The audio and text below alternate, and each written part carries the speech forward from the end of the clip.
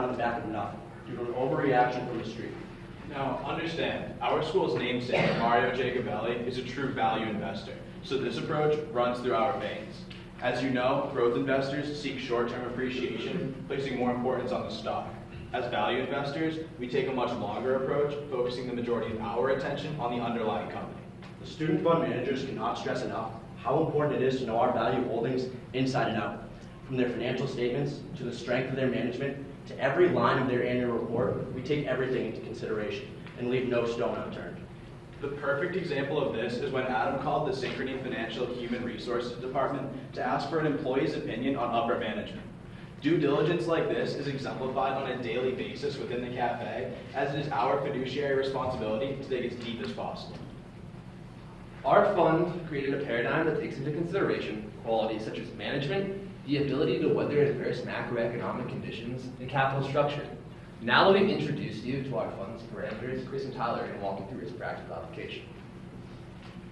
Our value fund employs a buy and hold strategy, seeking companies who are fundamentally sound and supported by a strong business model. We invest looking for long-term price appreciation over 1 to 3 years, keeping in mind our target market of investors age 40 to 60. So, Gage, while you might be looking to invest in our growth fund, our value fund would be perfect for you now. With this in mind, we aim to achieve a beta of 0.85 compared to that of our growth fund, which would assume more risk. Our bearish outlook on the market led us to position a portfolio with a lower risk tolerance. When looking to invest for value, we travel 2 feet wide and 2 miles deep.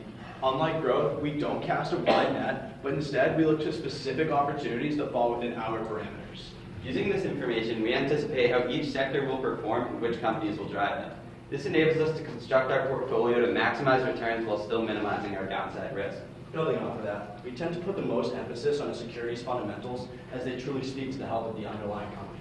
This semester, we were forced to extensively look at the price to earnings multiple as the entire market is currently trading at a steep premium. We also use top-of-the-line financial platforms such as Bloomberg to screen for equities based off of their industry-specific ratios.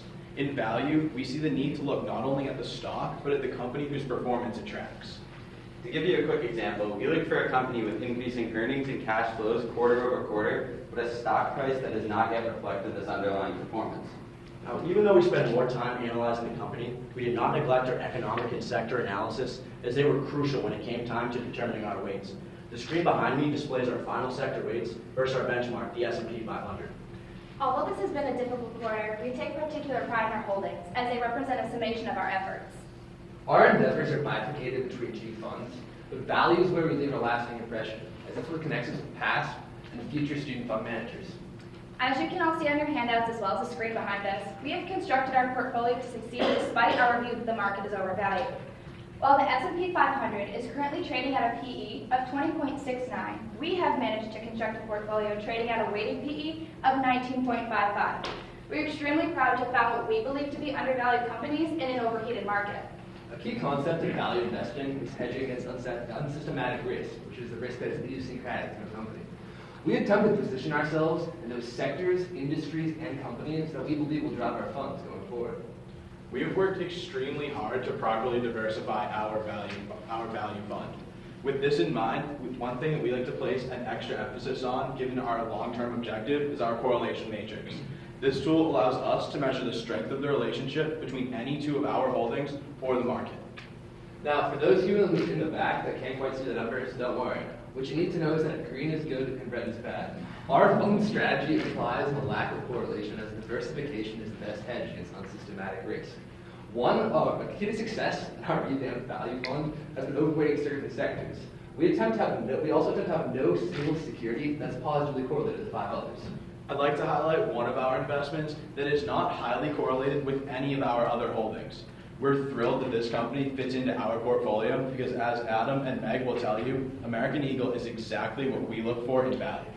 After extensively analyzing American Eagle's financial statements and managerial team, we put them into our fundamental analysis model to see how they sized up to direct competitors. As you can see, on nearly every metric, American Eagle outpaces its direct competitors, especially within industry-specific fundamentals. Same-store sales is the most important indicator in the retail industry. This metric measures the amount of revenue generated by a company's existing stores compared to the same time period the year before. Due to management's strategic plan of cutting lagging stores and expanding into lucrative areas, they've been able to increase this metric year over year. To further validate our confidence in American Eagle, we ran them through our risk return model. Generally, we look at securities with an upside at least 3 times greater than their downside risk. We formulated our potential returns based off their discounted cash flows and projected price given their average historical price to earnings multiple. This showed us that their upside was over 8 times greater than their downside, and therefore they made it through the final step in our valuation process. Now, I'd like to give you a few more companies that made it through this extensive selection.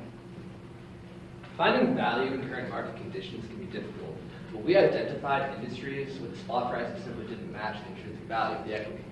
This was exemplified by Bank of the Ozarks, which is a regional bank headquartered in Little Rock, Arkansas. On the screen behind me, you'll see the equity relative valuation function, which we'll use to comprehend how cheap or expensive a stock price is. This allows us to compare a company's current valuation multiples to its historical levels as well as those of the industry. Now, given the proclivity to make acquisitions of stock in their Tombstone agreement, it was inevitable that we would see a drawdown of share price, when in November of 2015, they purchased C1 Financial with 20 million shares of common stock. At the time, shares outstanding stood at around 100 million. The purchase was immediately reflected in the stock price as it dropped almost 30%, clearly overlooking the expansive loan book and EPS accretion obtained from the deal. Now, regional banks in the sub-industry are trading around 0.6 times the S&P average price to earnings, whereas historically they traded around 0.8. So in essence, our buy was predicated upon the concept of an undervalued company in an undervalued industry. Since 1979, CEO George Gleason has expanded this bank tremendously, bringing a level of transparency and ethical management highlighted in their underlying performance. The numbers don't lie, as the bank has expanded over 300 times its value through both organic as well as inorganic growth. Now, Gus, I see you over there. Before you pull up your brokerage account and start investing in regional banks, it's important to remember that diversification is still key, and not weighting into certain sectors can impede your portfolio's performance. Keeping in mind the nature of our program, we unfortunately inherited a value fund that was ill-weighted for the current market conditions following the defensive run over the summer. Unlike the growth fund, where we are given the opportunity to fully reallocate, the value fund is passed down with weights that match the previous class's market conditions. By the time we were able to rectify the situation, we were looking at a market with historically high valuations. The run-up seen in the market gave us less than ideal buy-in points. Turning our alpha around was challenging, as these lofty valuations made it difficult to find companies still trading at a discount. We began the semester underweight by nearly 5% in technology. By the time we were able to fully allocate, we missed a run of nearly 10% in the sector. We realized there was a problem. However, we did not yet possess the tools necessary to address the issue, as we were dealing with a steep learning curve. When it finally came time to reallocate, we decided to increase our position but still remain underweight in tech, as we were buying in at the tail end of a run.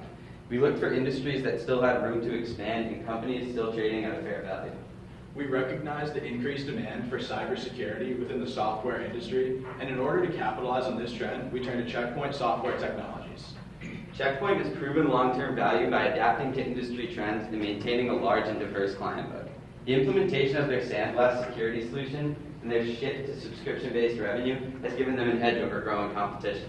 Now, we are analysts as well as students, and therefore must adhere to a strict time frame. This encompasses one of the greatest challenges within the cafe. We are put through a trial by fire and forced to learn the job on the job. Now, due to the timing and layout of the class, our value reallocations are backloaded. That in mind, we're unable to see the true long-term performance of the portfolio during our time at cafe. During our holding period, we calculate alpha, along with the sharpened trainer ratio to gauge our performance against the S&P 500. These metrics quantify our risk-adjusted return. Year to date, we've underperformed the S&P 500 by 4.06%. While we missed a generally bullish market at the beginning of the semester, we're confident that our reallocations have positioned us to outperform the fund's benchmark going forward. Now, we do have some securities with a holding period yield in our semester of greater than 10%, including United Health, Northrop Grumman, and Synchrony Financial. What this program teaches us is that deciding when to sell an equity with a value objective can be difficult. In theory, we expect to hold these funds for 1 to 3 years. So when a security performs poorly for us in a short time frame, it's imperative that we execute sell or hold decisions correctly. Despite our modest alpha, we are not the only ones that had difficulty finding value in current market conditions. As you can see on the chart behind me, we performed somewhat in line with well-known funds such as Eaton Vance and Putnam Capital. This speaks to how difficult value investing truly is and the level of patience required to manage a portfolio with a longer-term objective. As we said before, we face challenges when deciding when to buy, hold, and sell within the value fund. When we do decide to sell, knowing where to reallocate is key. Year to date, we have reallocated 127 securities, representing 203% of our portfolio. Reallocation has occurred for a multitude of reasons. The detrimental value trap and profit taking were the two most prevalent this semester. Gilead Sciences is the perfect example of a time when we were forced to swallow our pride and recognize that we were right in the middle of a value trap. As you can see, we've held Gilead in the past with a modest return. After selling out prior to earnings, we saw this price drop as a great buying opportunity to a company which we still perceive to have value. But as we later discovered, this was nothing but a trap. We realized that this company, although still solid with much in the pipeline, was in a long-term sell-off. Despite their attractive valuations and future prospects, it was determined this was not a smart investment. As you'll see, Gilead has since declined an additional 3.5%. It's decisions like these that exemplify value investing as we've separated the stock from the company and identified which risks we were willing to take. To wrap up the value fund, it's essential to remember that we are looking for companies with long-term developments and therefore must endure most short-term volatility. However, we must remain diligent as some volatility could be indicative of a long-term problem. Throughout the semester, we'd be remiss to tell you that the market had not used us once or twice. However, the lessons learned have greatly exceeded the losses incurred. Portfolio management is not a line of work to be taken lightly. Within the cafe, we have learned time and time again that we can be right in theory, but wrong in practice. It's one thing to invest with monopoly money, as we all did in our intro to investing class. However, investing takes on a whole new meaning when real money is involved, such as in the cafe. This type of pressure has led us to countless all-nighters, as it is our fiduciary responsibility to preserve wealth. Our mistakes are not what define us. Instead, what mold us. The experiential learning process incorporated in the cafe leaves a lasting impact on our skill sets moving forward. We would now like to share with you a few of the lessons we have learned this semester, as Carson and Kristen will begin to explain. One holding that Kristen and I will never forget is Edwards Life Sciences. EW is a healthcare company that specializes in transcatheter heart valves. Going into earnings, we were confident as we had seen a run-up leading into the call, but little did we know it was set to drop by 20% overnight. While listening to their earnings call, everything sounded fantastic. Guidance was raised and EPS surprised, beating the street's expectation. The only slowdown came from slightly decelerated growth in their French division. This taught us that 3 rights can still make a wrong, and that a single metric can weigh down an equity's price. Though this was a tough lesson to learn, it's a lesson we'll carry throughout our time in industry. Another holding that hurt us right off the bat was Dollar General, a deep discount retailer found throughout the country. This past August, the company cited EPS of $1.08, which was 92 bps below analyst expectations. Throughout the summer, the market was bullish on the deep discount store industry, and leading up to Dollar General's earnings, we had realized a 26.86% return. In the earnings call, the CEO also cited revenue below expectations as sales growth slowed. Guidance highlighted pricing pressure and expanding market share from their largest competitor, Walmart. And the reaction was substantial, as the price declined 17.63%. But this method of living and dying by the sort of earnings reports taught us that we're our own analysts, capable of forming a correct opinion and having less reliance on the street. But another important lesson is about the timing of our trades, and it will teach you more about the nature of our program. It is important to understand that although the cafe is designed to mirror industry, it is still a class. Thus, we are subject to time constraints. We don't have the luxury of waiting for optimal buying opportunities, as these dates are predetermined. So after buying in, the market went through some obstacles as it proceeded to decline through the corner. And if you combine this with different unsystematic risks, it led to some companies triggering our stop-loss orders. Stop-loss orders are designed so we do not lose more than a set percentage on a single holding. However, due to post-market trading, greater losses can and will occur. An example where we could have lost more than we'd like to was our Labcorp holding. And after their earnings, they had dropped 8.63%. But our stop-loss orders were triggered during trading hours, and it saved us from that new decline. Overall, as student fund managers, we have a responsibility to our director, Dr. Melton, and must ensure that we minimize all losses. This is the main reason why stop-loss orders are so important.